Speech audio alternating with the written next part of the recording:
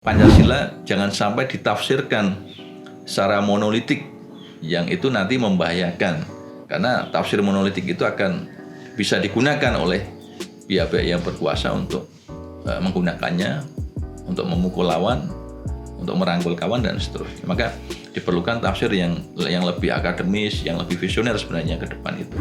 Saya kira kebutuhan utama masyarakat itu adalah masyarakat memerlukan adanya pegangan, panduan bagaimana agar kehidupan bernegara itu ada satu simpul perekat pemersatu. Ya, haluan itu haluan BPIP, bukan haluan Pancasila. Iya, harusnya ke sana ya Pak ya. Harusnya ke haluan BPIP-nya. Jadi BPIP itu. bekerjanya di mana, tugas pokok dan fungsinya seperti apa, itu harusnya diatur gitu ya Pak ya. Nah, kalau misalkan ini kan tentu ada alasan kenapa akhirnya ada HIV gitu ya Pak. Kalau misalkan kita bicara tentang sebab akibat, berarti kan ada awalan dulu nih kenapa akhirnya ada sebab akibat itu. Nah, kalau misalkan dari pandangan Pak Soleh sebagai seorang dosen sejarah yang kemudian mendalami juga ilmu berkaitan dengan Pancasila gitu Pak. Sebenarnya kalau misalkan kita korelasikan dengan kondisi saat ini, apakah memang rakyat kita kemudian memerlukan hal semacam itu karena dilihat kok semakin hari semakin tidak toleran dan sebagainya, atau karena ada sebab yang lain, entah itu ada kepentingan politik atau sebagainya Pak? Oke, saya coba ini agak keluar sedikit ya, keluar sedikit dan untuk menganalisa ini pada perspektif sejarah ya. Jadi saya sampaikan bahwa masing-masing pemerintah rezim itu berkepentingan terhadap ideologi. Satu bangsa yang ingin tumbuh besar dan eksis stabil itu juga harus ditopang oleh ideologi yang kuat. Jadi kalau bangsa tidak memiliki ideologi yang kuat, dia akan mudah tumbang. Punya ideologi kuat pun kadang juga masih tumbang. Bagaimana dulu nasibnya Jerman, Yugoslavia, Soviet, negara-negara komunis Eropa Timur itu kan tumbang di tahun 90-an itu. Maka ini jadi satu hal yang penting. Tapi sekali lagi bahwa pembahasan tentang ideologi itu jangan sampai melupakan problem-problem real dan mendasar di masyarakat.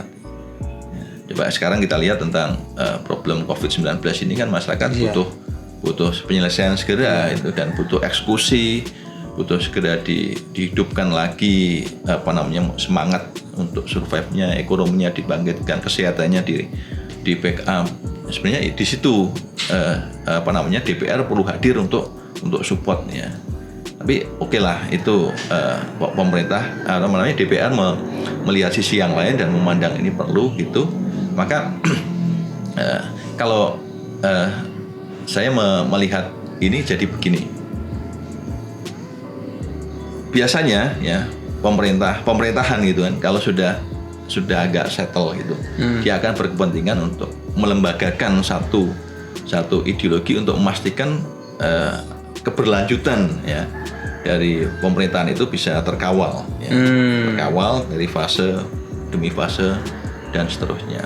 Soekarno di tahun 1957 sampai kemudian nanti 59 itu juga mau menggunakan konsep waktu itu Nasakom, ya kan? Jadi Pancasila jadi agak bergeser bandulnya dari tengah itu menjadi ke kiri. Ke kiri. Lebih condong ke kiri dengan nasionalisme agama komunis. Ya.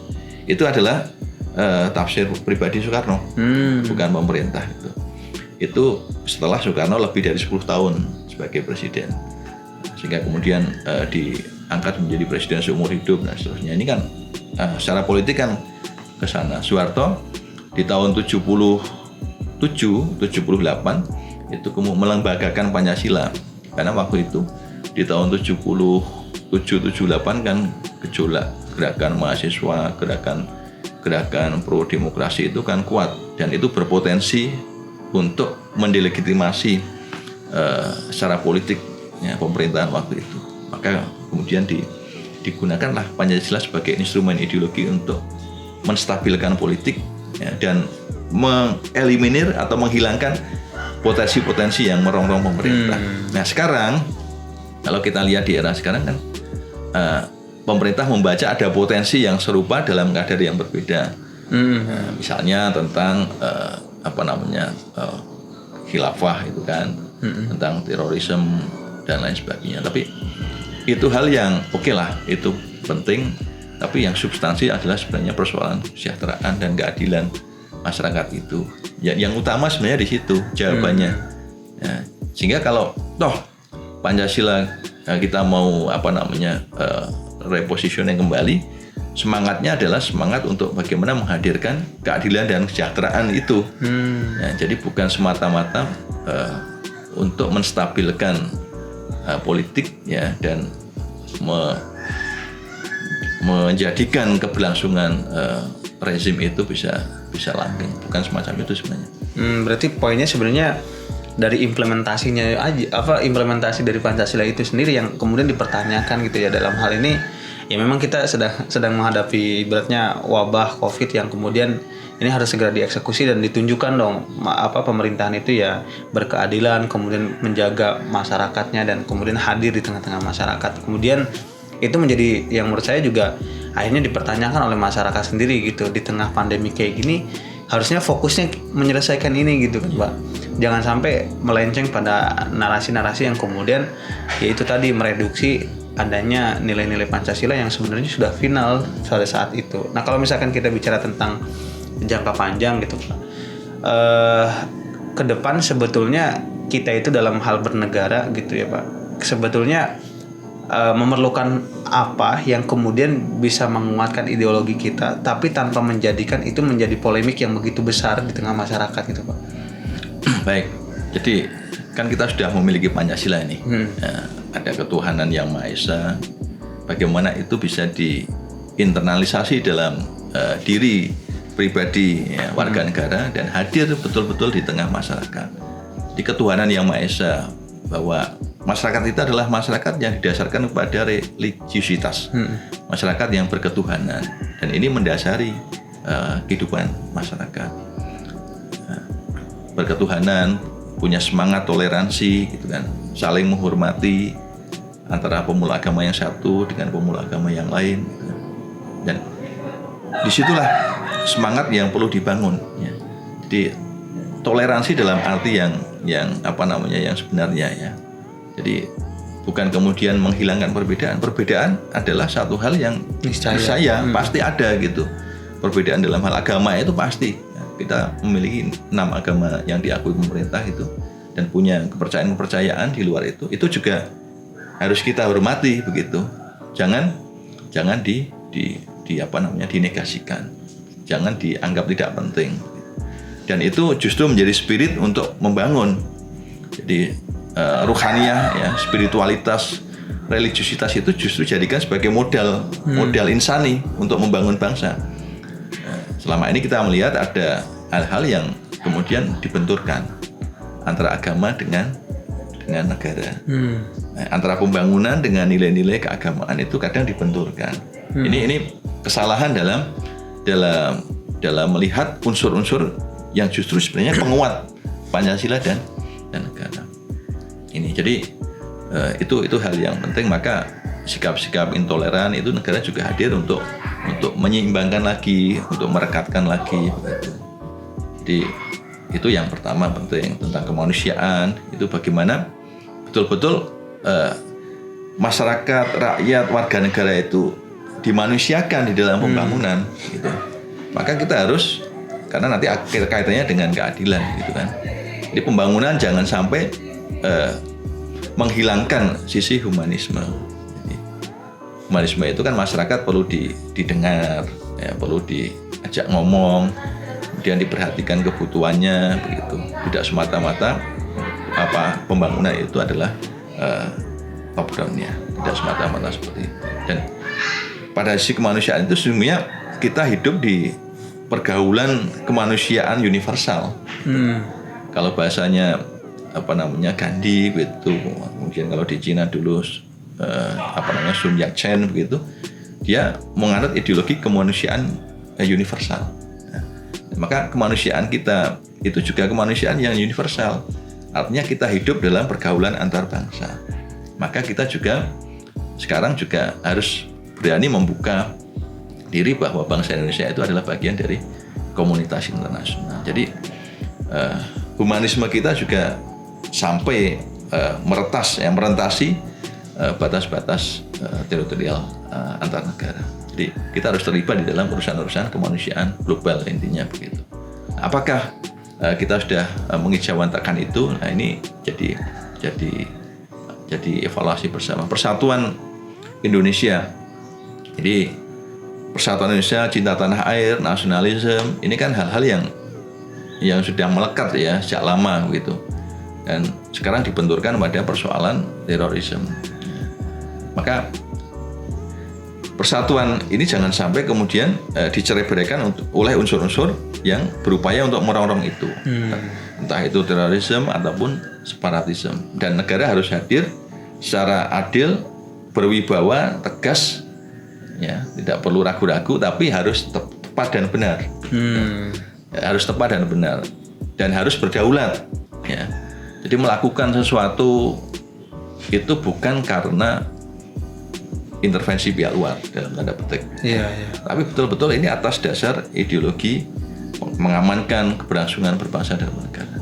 Ada kecenderungan yang berkembang di masyarakat menangani separatisme negara tidak berdaya. Tapi begitu ada fenomena terorisme, dalam hitungan hari, detik itu segera bisa diselesaikan. Ya, sebenarnya ini kan evaluasi kita juga. Nah, yang keempat tentang demokrasi, ya. Rakyat yang dipimpin oleh hikmat kebijakan dalam permusyawaratan perwakilan. Jadi masyarakat atau musyawarahnya itu lebih. Nah, ada dua kata kunci. Jadi ada tiga kata kunci: hikmat, permusyawaratan, perwakilan. Nah, kita lihat sekarang apakah itu sudah betul-betul terlaksana. Kita lihat politik kita itu politik berbiaya tinggi. Jadi politik liberal sebenarnya. Kos politiknya mahal. Politiknya mahal. Jadi ini pasar bebas dalam politik. Ya, jadi free market dalam politik. Dan ini justru kita lihatlah, ya, apakah di mana permusyawaratannya gitu kan? Di mana hikmahnya gitu. Perwakilannya mungkin oke lah. Dan itu satu hal. Yang kedua, pada persoalan demokrasi, justru sekarang kita mengalami degradasi di dalam kehidupan demokrasi. Kebebasan berbicara, kebebasan berpendapat, beda pendapat dipandang sebagai lawan dan kawan gitu kan. Kritik itu dipandang sebagai suatu hal yang tabu. Masyarakat tidak berani mengkritik kebijakan. Ini bukan itu yang dimaksud, ya. Bukan itu. Tapi masyarakat juga punya hak yang harus kita hargai, kita dengarkan, dan itu adalah vitamin bagi negara gitu. Nah, indeks demokrasi kita dari tahun ke tahun semakin menurun, dan ini juga keprihatinan kita. Keadilan sosial bagi seluruh rakyat Indonesia, apakah sudah hadir di tengah kehidupan kita? Kalau kita lihat sekarang 70% lebih kekayaan negara kita itu dikuasai oleh 10%. 10%. Iya, 10% orang. Dan 1% orang terkaya itu menguasai hampir 50% kekayaan negara. Artinya ketimpangan antara yang kaya dan miskin itu sangat mencolok sekali. Semestinya kalau kita konsisten, negara, pemerintah konsisten untuk menerapkan keadilan bagi seluruh rakyat Indonesia, jurang pemisah kaya miskin itu tidak terlalu lebar, tidak terlalu jauh. Maka ini evaluasi bersama sebenarnya bagi kita untuk bagaimana kita membenahi itu dulu, memastikan itu bisa diwujudkan dalam kehidupan berbangsa, dan pelan-pelan kita coba itu jadikan refleksi untuk mengembangkan pembinaan Pancasila secara lebih baik lagi. Iya, jadi terima kasih banyak Pak Soleh karena sudah berkenan untuk berbagi, dan saya berharap tadi yang kita perbincangkan atau yang kita obrolkan, semoga ini bisa menjadi penguat juga di teman-teman yang menyaksikan tayangan ini. Dan saya yakin kita semua ingin negara ini hadir untuk menjadi negara yang kuat dan lebih baik lagi ke depannya. Dan semoga tadi apa yang diucapkan perihal perjalanan panjang tentang sejarah Pancasila itu kemudian diartikan oleh pemimpin atau penguasa, kemudian sampai akhirnya kita sadar bahwa Pancasila itu sebetulnya sudah final, kemudian kita punya nilai-nilai yang harus kita implementasikan. Ini semoga ke depan menjadi penguat bahwa kita bisa sama-sama untuk bekerja sama dalam hal narasi yang jauh lebih baik, jauh lebih luas lagi untuk bangsa dan negara ya Pak. Jadi itu teman-teman semua bincang asik kita kali ini, dan terima kasih banyak Pak Soheh karena sudah berkenan untuk berbagi dan sharing ke teman-teman. Walaupun ini sudah ditunda HIP, tapi potensi untuk dibahas kembali kan pasti ada. Semoga ini bisa menjadi pengantar kita untuk memahami nilai-nilai Pancasila itu begitu sangat penting, dan kemudian kita harus menjaganya sama-sama. Itu aja mungkin Pak Soheh, terima kasih banyak. Oke. Semoga sukses juga sama-sama. Ya, dan menjadi teladan untuk kita semua di UNES, terutama di dosen sejarah UNES, dan ini bisa menjadi mungkin rujukan teman-teman mahasiswa untuk melihat ternyata memang kita punya nilai yang harus kita perjuangkan sama-sama perihal Pancasila itu sendiri. Itu saja teman-teman semua, mohon maaf kalau misalkan saya punya banyak salah kata. Saya Saiful Mujab dan dengan Pak Soheh mohon pamit. Terima kasih. Wassalamualaikum warahmatullahi wabarakatuh. Waalaikumsalam warahmatullahi wabarakatuh. Sampai jumpa di bincang asik selanjutnya.